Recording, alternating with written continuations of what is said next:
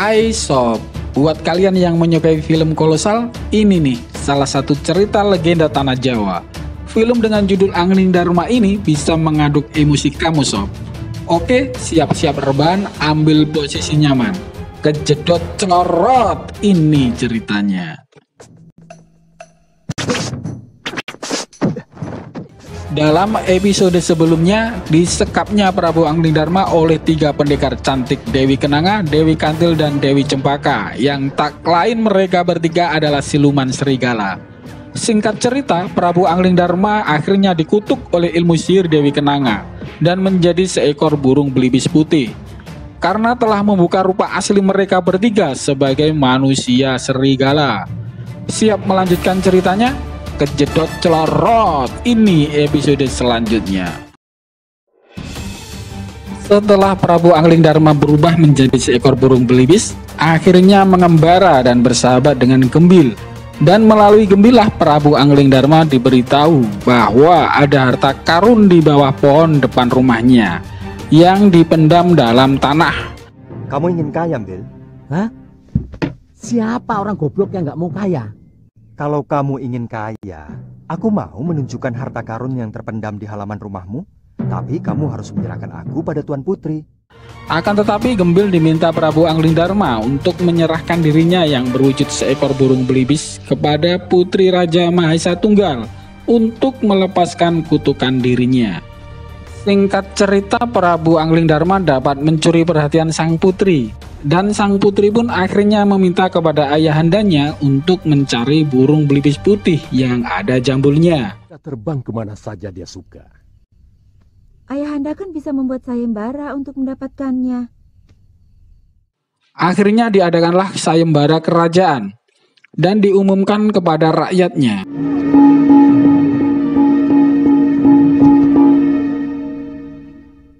Wara-wara tita, barang siapa yang bisa menangkap burung belibis putih berjambul yang pandai bicara, maka Baginda Prabu akan menganugerahkan hadiah besar. Bahwa barang siapa yang dapat menangkap dan memberikan belibis putih itu kepada sang putri, maka akan diberi hadiah yang besar. Dan barang siapa yang sengaja menyembunyikan burung belibis putih itu, maka akan mendapatkan hukuman yang berat dari istana. Berita sayembara itu terdengar oleh bapaknya Gembil, dan selanjutnya menyampaikan kabar itu ke anaknya, agar mendapatkan hadiah yang diinginkan serta terhindar dari hukuman. Hah? Aku baru nemu ini. Aduh, ayo toh cepat. Si belibis itu dibawa, dipegangi. Ada apa sih? Aduh, kamu nggak tahu. Nanti kita ke istana dapat hadiah. Namun Gembil yang sedang menggali tanah untuk mencari kotak harta karun yang diberitahukan oleh Angling Dharma tak begitu menghiraukan bapaknya. Malah pingsan ketika melihat isi dari kotak harta karun itu. Bapak Gembil yang bernama Samsul Gondo jelas heran dan mencoba memeriksa isi kotak yang digali Gembil. Dan ternyata malah ikut pingsan karena melihat isi kotak itu ternyata penuh dengan emas. Akhirnya keluarga Gembil memiliki harta yang banyak dan langsung memakainya beberapa perhiasan yang mereka dapat.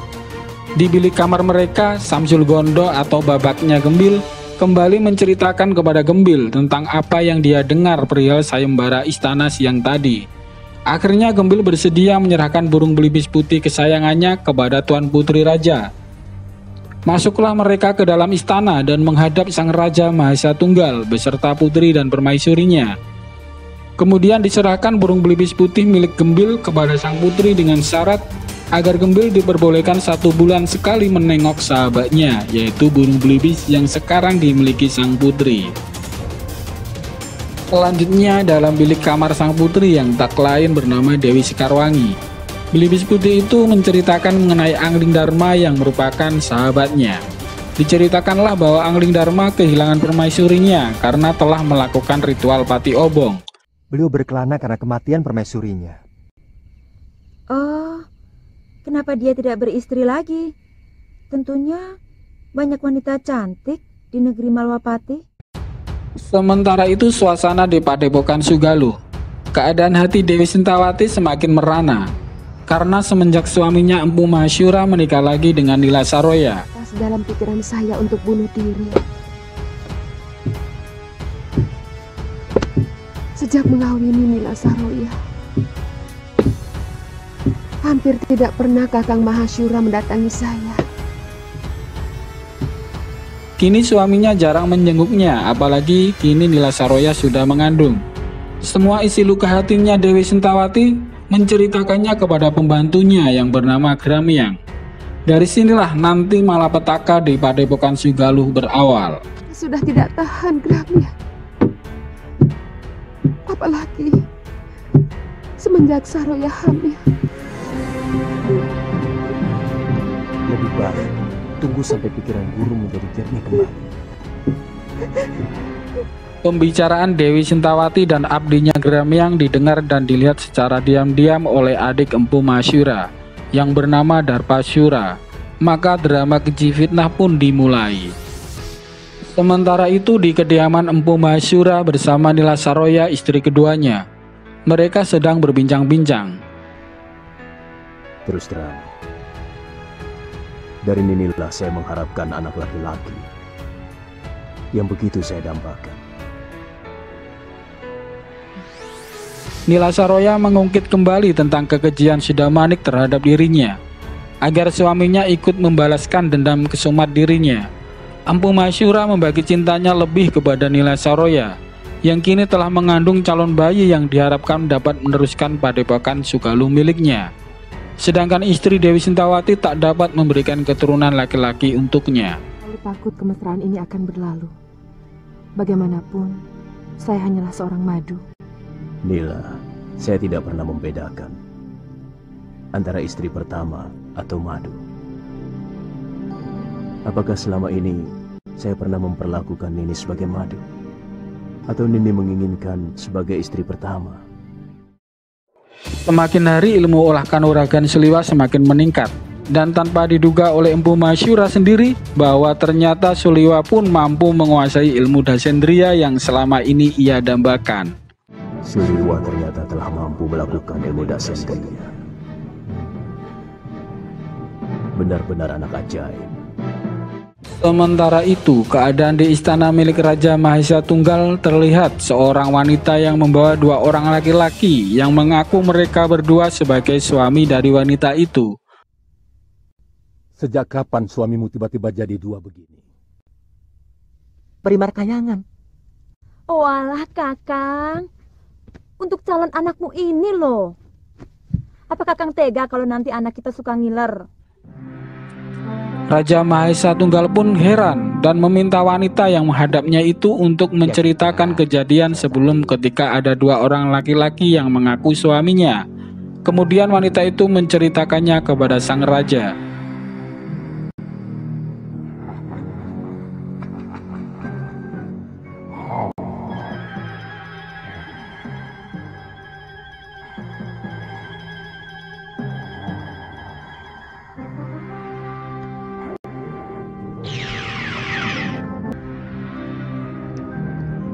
Kang Wajan? Loh, kok balik lagi? Sarang tawon kan hal yang sepele. Pohon pandang.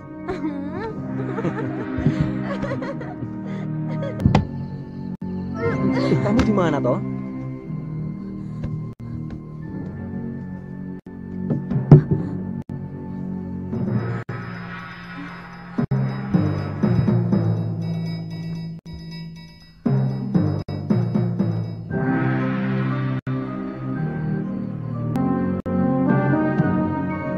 Siapa kamu? Kamu siapa? Aku Wajan, suami Suri. Bohong. Kamu yang bohong.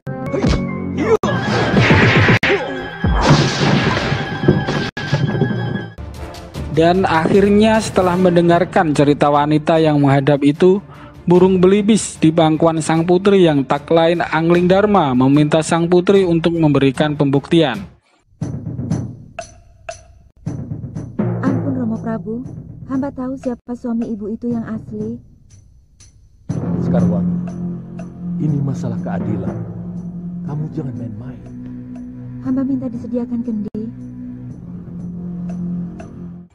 Jika kedua laki-laki yang mengaku sebagai suami wanita itu salah satunya dapat masuk ke dalam kendi, maka dialah suami yang asli dari wanita itu. Siapa di antara kalian yang bisa masuk ke dalam kendi ini? Dialah suami yang asli. Jika kedua laki-laki yang mengaku sebagai suami wanita itu salah satunya dapat masuk ke dalam kendi, maka dialah suami yang asli dari wanita itu. Setelah salah satu dari keduanya dapat masuk ke kendi, maka sudah dapat diketahui bahwa yang masuk dalam kendi itu berarti suami yang palsu.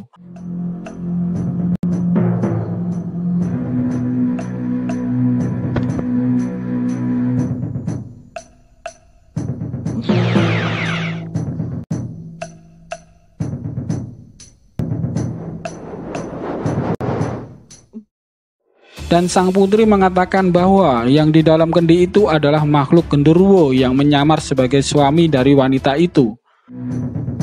Dia pasti yang palsu, Romo Prabu.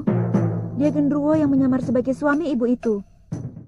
Namun ketika kendi yang dipegang Raja Mahesa Tunggal tiba-tiba berguncang dan meledak, keluarlah genderuwo itu dan ingin menyerang semua yang ada di dalam istana.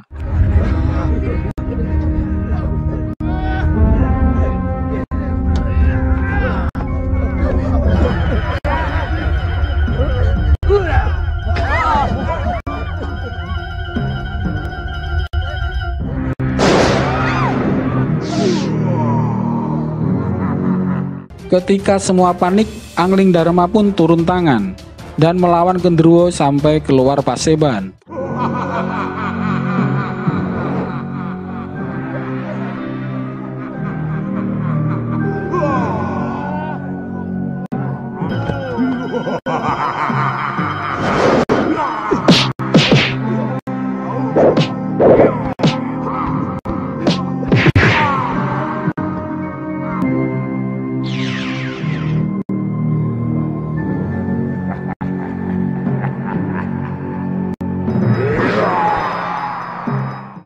Setelah beberapa waktu keduanya saling adu kesaktian, maka genderuwo itu dapat dimusnahkan Angling Dharma.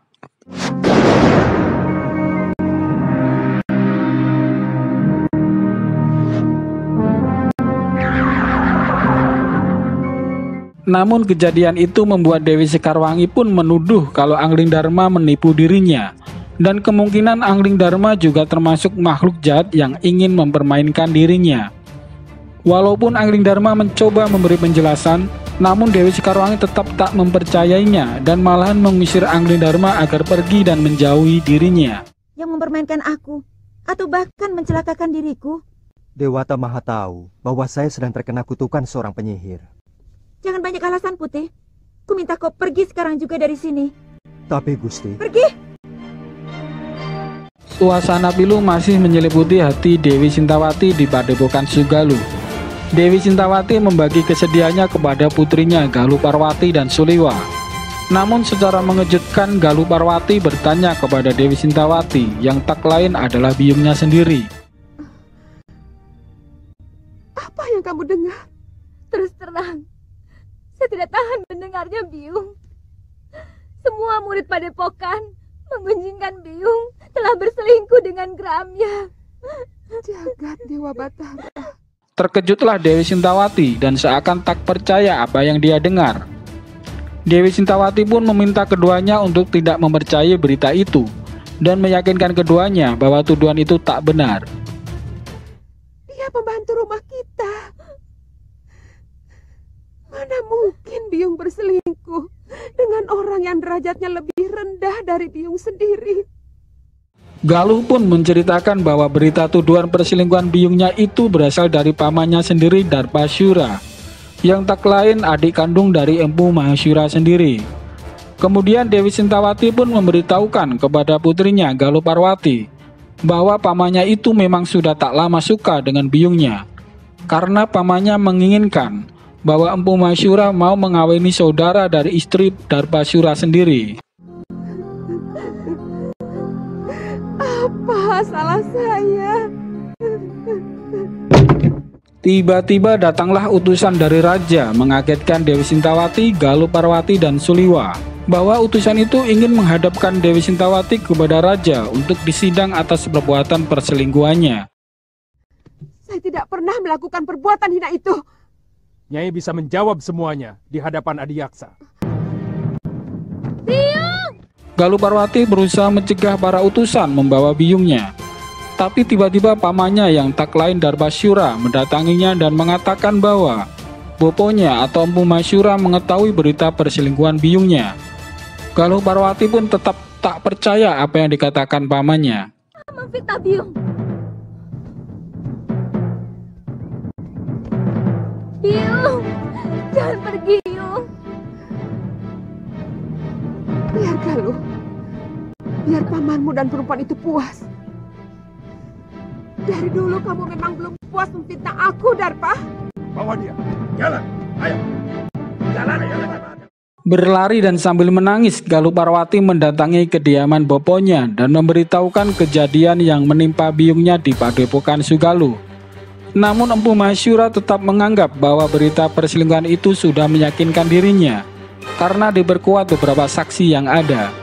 Galuh Parwati pun tetap meyakinkan boponya untuk menyelidiki dan tak langsung mempercayai berita itu sebelum menanyakan kepada Dewi Sintawati, biyung dan suami dari boponya sendiri. Ayo, Bopo. Dia dituduh telah berselingkuh. Bapak harus menolongnya. Apa pantas Bopo menyelamatkan istri yang telah berkhianat, menyeleweng? Mestinya Bopo yang menghukum biyungmu dan genaknya. Dan menurut undang-undang, Bopo jugalah yang harus menikamkan keris ke jantung Gramya dan juga biyungmu. Disinilah awal prahara dan malapetaka menimpa Padepokan Sugaluh. Kasihan anakmu, Kakang. Bagaimana kalau Yunda Sintawati benar-benar dibuang ke Pulau Momongan? Masalahnya memang sudah cukup pelik. Bagaimanapun juga, perselingkuhan itu adalah dosa yang tak bisa diampuni.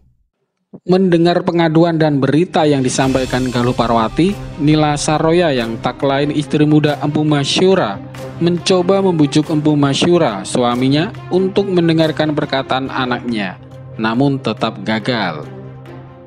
Malam harinya Galuh Parwati berada di Padepokan Sugaluh berbincang bersama Suliwa. Mereka sangat mengkhawatirkan keadaan biyungnya. Suliwa pun lebih mempercayai perkataan Dewi Sintawati daripada tuduhan itu. Kerjasama dengan Adiyaksa yang akan mengadili biyung. Apa mungkin sampai begitu jauh tindakan pamanmu? Selama ini, Bopo selalu mendengar pendapat biyung daripada pendapat adik kandungnya sendiri. Dan Bopo tahu bahwa Paman Darbasyura diperalat oleh para tumenggung Sedayu. Sementara itu dalam persidangan Adiyaksa, terlihat Dewi Sintawati dihadapkan dalam persidangan istana. Dewi Sintawati pun tetap mencoba membela diri atas tuduhan yang ditujukan kepada dirinya bahwa semua itu tidak benar. Namun dalam persidangan Dewi Sintawati dipojokkan dengan kesaksian Darbasyura yang tak lain adik dari Empu Masyura sendiri. Karena merasa ada keganjilan kesaksian dalam persidangan, akhirnya Galuh Parwati yang berada di ruangan sidang bersama Suliwa pun marah dan meminta agar Gramyang mengatakan kejadian yang sebenarnya. Memaksamu, Gramya.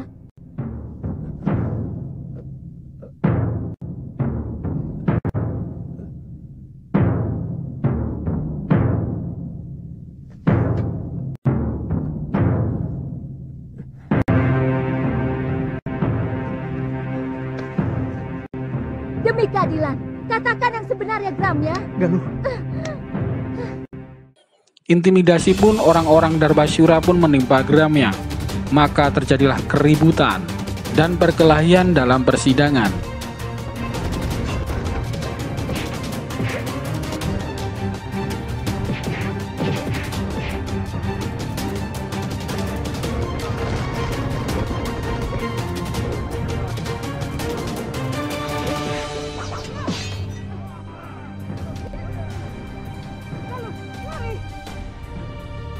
Keadaan tak terkendali dan demi menyelamatkan putrinya, akhirnya Dewi Sintawati pun meminta mereka agar segera melarikan diri.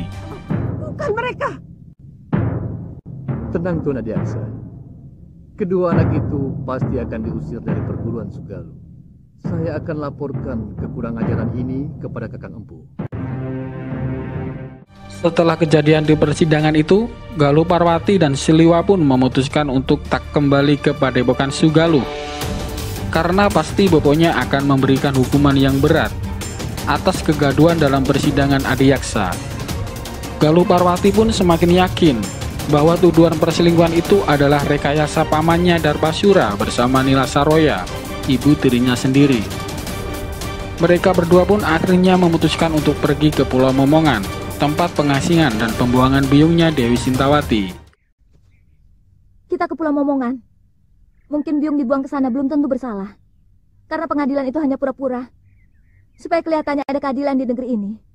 Padahal, semuanya omong kosong. Kita beralih sob. Terlihat Gembil di dalam kamarnya masih tertidur pulas dan dihampiri oleh Angling Dharma yang berwujud seekor burung belibis putih. Saking kangennya kepada belibis sahabatnya, Gembil hendak membawa belibis itu jalan-jalan keluar rumah. Namun Gembil dilarang oleh bapaknya. Karena khawatir kalau Gembil terlihat oleh warga kampung sedang membawa burung belibis yang sekarang sudah menjadi milik Putri Dewi Sekarwangi, maka Gembil bakal celaka. Wah, bahaya ini. Kalau sampai ketahuan sama Gusti Putri, kamu bisa dihukum. Kan janjinya setiap bulan aku boleh ketemu sama si Putih. Sekarang sudah 6 bulan baru ketemu ya Tia.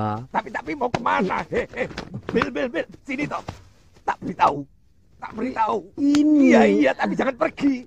Iya, tapi jangan digeret toh, Pok. Sementara itu Dewi Sekarwangi yang beberapa hari yang lalu telah mengusir pergi burung belibis, yang tak lain Angling Dharma tampak menyesali atas kejadian itu. Maaf Gusti, tapi kan Gusti sendiri yang mengusir dia. Dia memang kurang ajar. Tapi sepertinya saya tidak bisa lagi berpisah dengan dia, Mbok. Mbok ditangkap lagi saja, Gusti. Malam harinya di kamar Gembil, Belibis berbincang perihal Dewi Sekarwangi, bahwa Angling Dharma yang berwujud seekor burung belibis putih itu merindukan Dewi Sekarwangi dan bahkan mencintainya. Hal itulah yang menjadi bahan tertawaan Gembil. Juga macam-macam sih. Belibis itu kan bangsa burung. Kok ya naksir manusia? Putri raja lagi. Ndak patut toh. Keesokan harinya dalam bilik kamar Dewi Sekarwangi, tampak Dewi Sekarwangi sedih. Namun tiba-tiba kesedihan itu sirna ketika burung belibis kesayangannya datang menemuinya dalam bilik kamarnya. Setelah beberapa lama bercengkrama, akhirnya Angling Dharma pun meminta kepada Dewi Sekarwangi untuk mencabut jambul burung belibis agar terlepas dari kutukan siluman serigala kala itu. Setelah jambul itu dicabut oleh Dewi Sekarwangi, terkejutlah ia karena nampak sekarang yang ada di hadapannya seorang manusia. Akhirnya Angling Dharma pun memberi penjelasan kepada Dewi Sekarwangi tentang siapa dirinya dan asal-usulnya. Siapa sebenarnya Tuhan? Hamba Angling Dharma. Sementara itu Galuh Parwati dan Siliwa pun berjalan menuju Pulau Momongan. Setelah merasa lelah, mereka berdua akhirnya beristirahat dan kembali membicarakan persoalan di Padepokan Sugaluh. Tanpa disadari mereka berdua bahwa di atas pohon Angling Dharma yang berwujud belibis putih mencuri dengar pembicaraan mereka berdua. Dan akhirnya Angling Dharma pun mencurigai pasti ada sesuatu yang tak beres di Padepokan Sugaluh. Yang penting, kita harus selamatkan Biung. Pulau Momongan itu sangat kejam. Bahkan penjahat yang dibuang ke sana pun banyak yang tidak tahan. Kelihatannya ada yang tidak beres di Sugaluh. Kalau Gusti Prabu Angling Dharma tahu akan terjadi seperti ini, beliau pasti menyesal telah membawa Nila Saroya ke Sugaluh. Sementara itu di Padepokan Sugaluh terlihat Empu Masyura meminta keterangan kepada Darbasura, yang tak lain adiknya sendiri, tentang kesaksiannya mengenai perselingkuhan istrinya. Masyura pun merasakan ada sesuatu yang janggal karena Galuh Parwati putrinya tak akan melakukan kenekatan di persidangan itu apabila Galuh Parwati tak merasa dirinya benar. Mungkin bisa mengelak dari pengakuannya. Kecuali kalau kamu dengan sengaja melakukan rekayasa tentang kesaksian kamu dan yang lainnya. Apa untungnya saya memfitnah ipar sendiri, Kakang? Ada sesuatu yang mengganjal dalam hati nurani saya. Dan ada perasaan bersalah. Saya menyesal tidak mengikuti pengadilan itu. Perjalanan Galuh Parwati dan Suliwa menuju Pulau Momongan kini harus menyeberangi lautan. Namun peristiwa naas pun menimpa mereka berdua.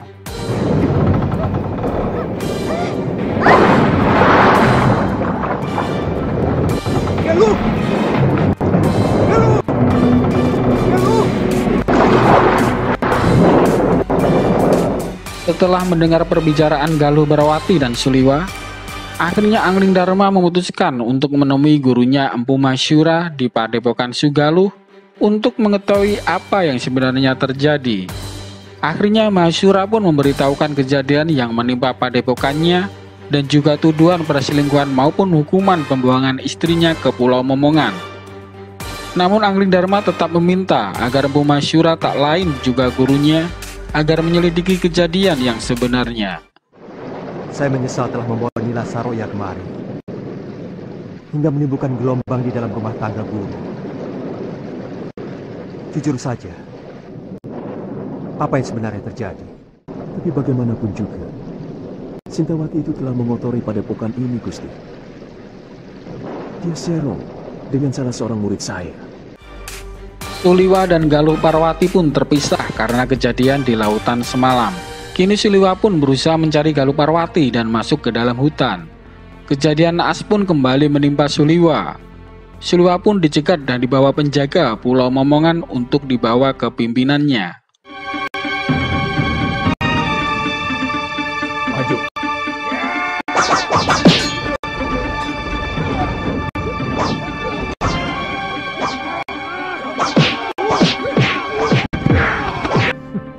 Saya terdampar.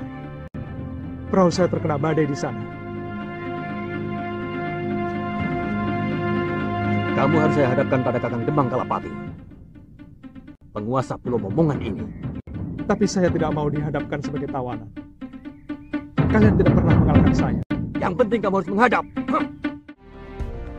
Setelah bertemu dengan pimpinan penguasa Pulau Momongan, Suliwa pun dipaksa untuk tunduk dan harus menerima hukuman karena telah berani masuk ke Pulau Momongan tanpa izin. Saya bukan orang buangan dan bukan orang taklukan anak buah tuan. Diam!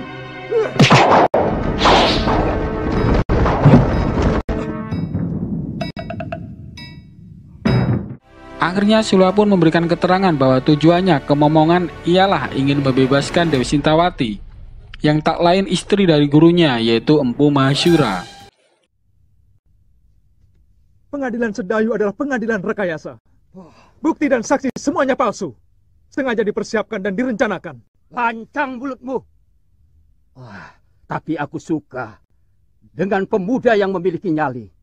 Singkat cerita, dengan tipu daya pimpinan penguasa Pulau Momongan bersandiwara bahwa mempunyai maksud baik kepada Suliwa dengan memberikan tempat istirahat baginya. Disinilah malapetaka terjadi.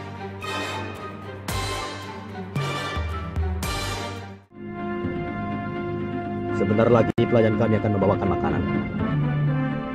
Silakan. Terima kasih.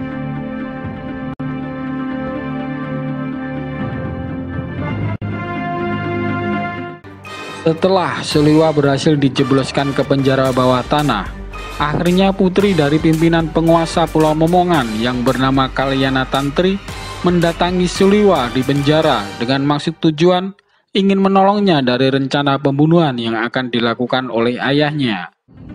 Mau kemana Nini? Aku ingin menemui salah seorang tahanan.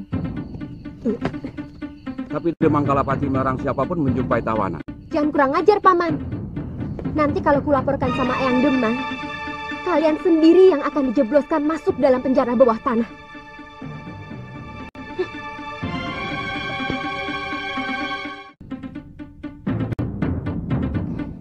Gosokkan ramuan ini ke seluruh tubuhmu. Binatang berbisa pasti tidak ada yang berani mendekat.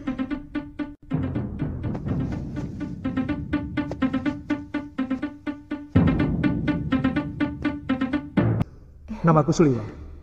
Aku tahu. Namaku Kalyana Tantri.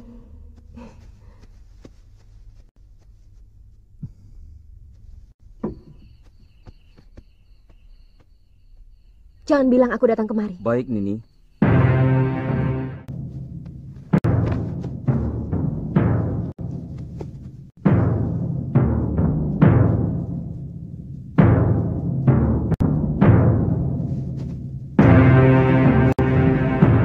Sementara itu, Galuh Parwati yang terpisah dengan Suliwa pun sekarang harus berhadapan dengan penjaga penguasa Pulau Momongan. Pertarungan pun terjadi. Lelaki Momongan semuanya hebat.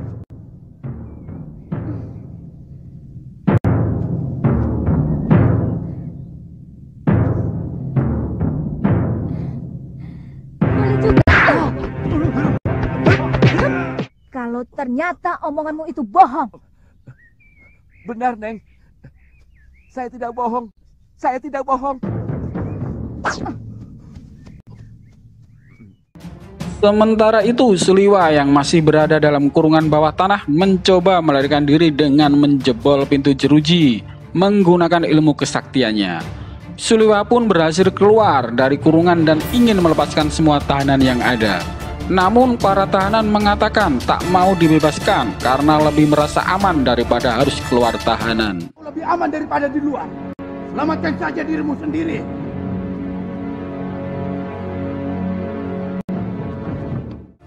Di luar ternyata Galuh Parwati sudah sampai di rumah milik Demang Kalapatri yang tak lain pimpinan penguasa Pulau Momongan. Galuh Parwati pun terlibat pertarungan dengan para penjaga. Melihat hal itu, Suliwa pun ikut masuk ke arena pertarungan. Semua dapat dikalahkan.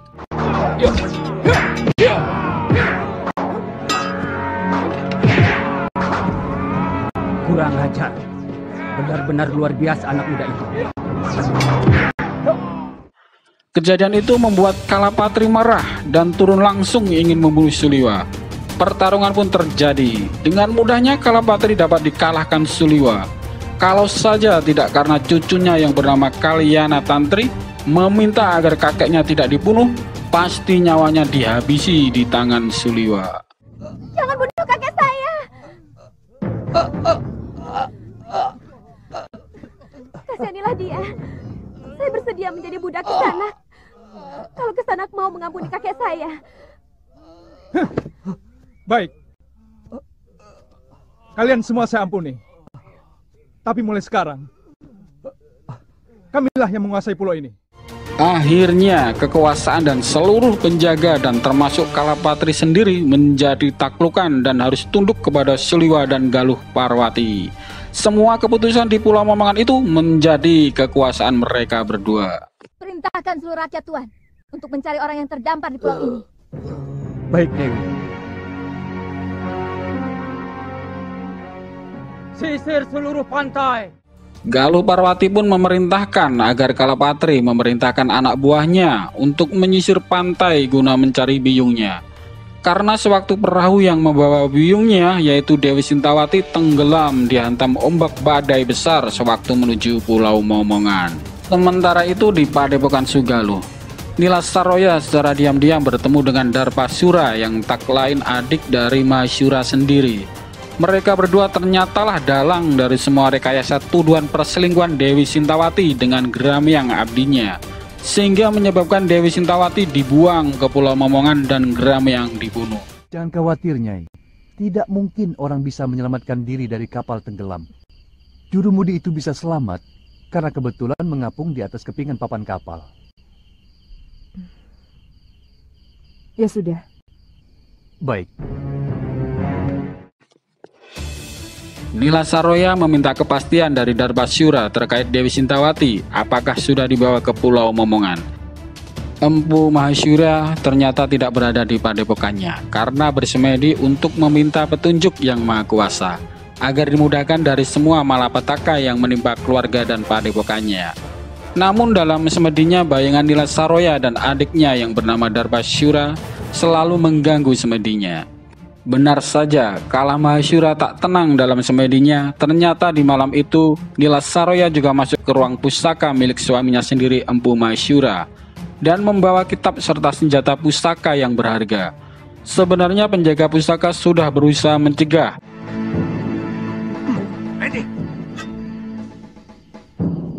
Ada apa lagi? Maaf Nyai, rumah pusaka ini tanggung jawab kami. Apa yang Nyai bawa? Bukan urusan kalian. Kami bisa digantung kalau ada selembar benang pun yang hilang dari bilik pusaka itu. Maaf, berikan kepada kami buntelan itu, Nyai. Namun dalam pertarungan mereka dapat dikalahkan dengan mudah oleh Nila Saroya.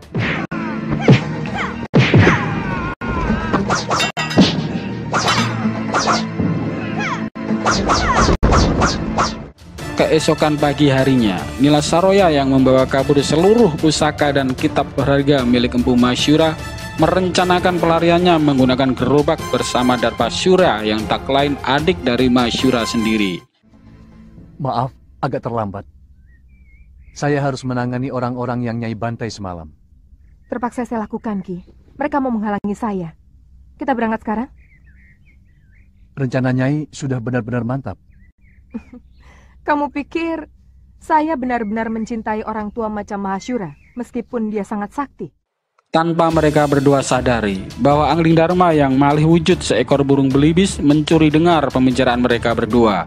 Akhirnya Angling Dharma pun mengetahui dalang malapetaka yang menimpa Dewi Sintawati dan Padepokan Sugaluh adalah mereka berdua. Dan tak hanya itu, ternyata janin yang dikandung Nila Saroya bukan keturunan dari Empu Masyura, tapi merupakan janin dari Sudamanik yang memperkosa Nila Saroya kala itu. Baru diketahui juga bahwa Nila Saroya merupakan anak dari milik Padepokan Halimun Petak yang terlibat perseteruan dengan Padepokan Sugaluh. Kalau tidak salah, perguruan Halimun Petak adalah Empu Ranggasuli. Dia ayah saya. Oh. Saya yakin Nyai sudah tahu perseteruan antara ayah Nyai dengan Kakang Mahasura. Itu kenapa saya harus minggat dari Sugaluh. Sementara itu kejadian di dalam istana Malwapati. Pati Batik Madrim mengumpulkan semua pejabat tinggi kerajaan. Prabaswara, salah satu pejabat tinggi Malwapati, menyampaikan dan membujuk Patih Batik Madrim agar segera singgah sana Malwapati diduduki Batik Madrim. Karena dengan alasan Angling Dharma diragukan kepedulian dan tanggung jawabnya terhadap negeri Malwapati.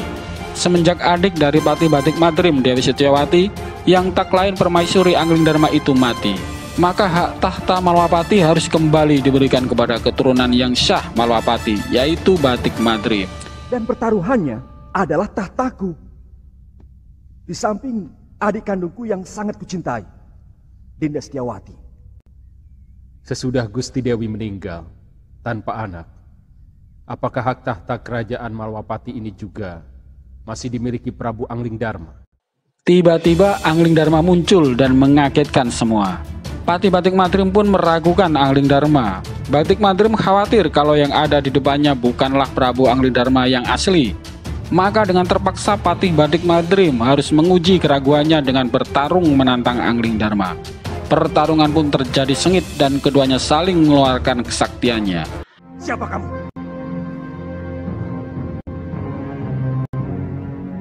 Apa aku sudah banyak berubah, Kakang Madrim? Adik Prabu seorang yang sangat santun. Sedangkan caramu datang sembunyi-sembunyi seperti maling. Maafkan aku, Kakang Madrim. Sebenarnya aku ingin membuat sebuah kejutan kepada kalian. Setelah Batik Madrim kalah, maka baru yakin kalau Angling Dharma yang dihadapannya adalah Prabu Angling Dharma yang asli.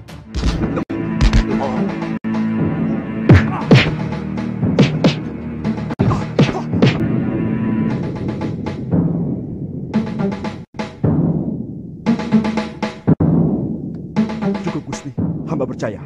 Kita kembali ke Padepokan Sugaluh. Empu Masyura akhirnya memutuskan mengakhiri semedinya dan pulang ke padepokannya. Betapa terkejutnya bahwa seluruh kitab dan pusaka miliknya dibawa kabur istrinya sendiri, yaitu Nila Saroya, dan juga pergi dengan Darpasyura adiknya yang juga ternyata melakukan persengkokolan atas kejadian rekayasa fitnah keji perselingkuhan Dewi Sintawati. Aku yakin ada orang lama perguruan Sugaluh yang mempengaruhi istriku. Sejaknya Nila pergi, Ki Darpasura tidak pernah kelihatan di rumahnya maupun di padepokan. Kembali ke Pulau Momongan. Setelah beberapa hari Suliwa dan Galuh Parwati mencari biungnya, yaitu Dewi Sintawati, di pesisir pantai, akhirnya mereka berdua memutuskan untuk meninggalkan Pulau Momongan dan kembali lagi ke Padepokan Sugaluh. Kalaupun jika tak diterima oleh boponya sendiri yaitu Empu Masyura, maka mereka berdua akan mengembara. Galuh pun memberitahu Suliwa bahwa dirinya tak suka dengan Kalyana Tantri yang tak lain cucu dari Kalapatri, yang selalu mencari perhatian Suliwa, dan itulah yang membuat Galuh Parwati cemburu dan kesal. Aku sudah katakan semuanya kepadamu. Tantri hanyalah teman biasa. Apakah aku harus bersikap kasar kepada orang yang pernah menolongku? Tidak perlu kasar, tapi perlu ada jarak. Selama ini, misalnya kakak terlalu memberi kesempatan pada gadis centil itu. Sementara itu di dalam keraton Malwapati, Anglingdarma pun menyampaikan keinginannya untuk meninggalkan lagi Malwapati untuk menyelesaikan beberapa urusan penting. Pati Batik Madrim mencoba mencegah dan meminta Prabu Anglingdarma agar tetap di Malwapati, agar rakyatnya tak semakin berkabung atas kehilangan permaisuri junjungannya, dan terlebih Anglingdarma baru beberapa hari kembali ke Malwapati. Namun Anglingdarma pun tetap ingin menitipkan lagi sementara Malwapati kepada patihnya, karena Batik Madrim penasaran mengenai urusan apa yang memaksa Prabu Anglingdarma meninggalkan Malwapati. Maka Batik Madrim pun secara diam-diam membuntuti Anglingdarma.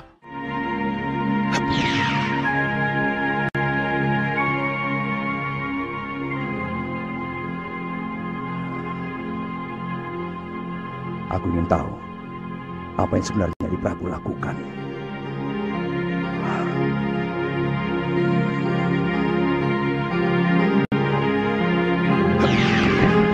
Dari siang sampai malam semenjak kejadian malam itu, Empu Masyura pun sangat terpukul dan merenung di pendoponya.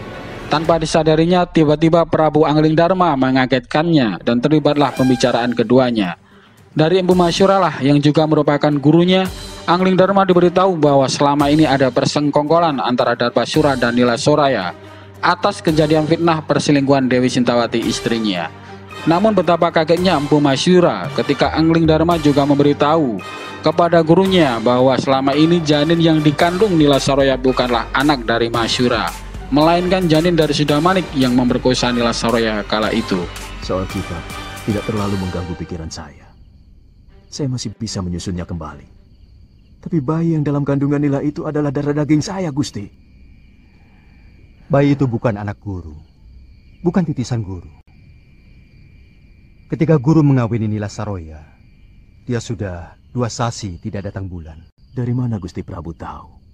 Saya kebetulan melihat mereka berdua di tengah hutan dan mendengarkan pengakuan Nila Saroya. Bibit yang dia kandung adalah titisan Sudamani. Semua pembicaraan Anglingdarma dan gurunya semuanya didengar oleh Patih Batik Madrim di atas pohon yang menjelma menjadi seekor burung gagak hitam. Suliwa dan Galuh Parwati pun sudah bulat ingin meninggalkan Pulau Momongan dan berangkat besok pagi. Namun niat mereka berdua didengar oleh Kalyana Tantri yang tak lain cucu dari Kalapatri. Sandiwara pun terjadi. Akhirnya Kalyana Tantri dengan berbagai cara, Suliwa harus tetap berada di Pulau Momongan. Karena Kalyana Tantri ternyata juga mencintai Suliwa.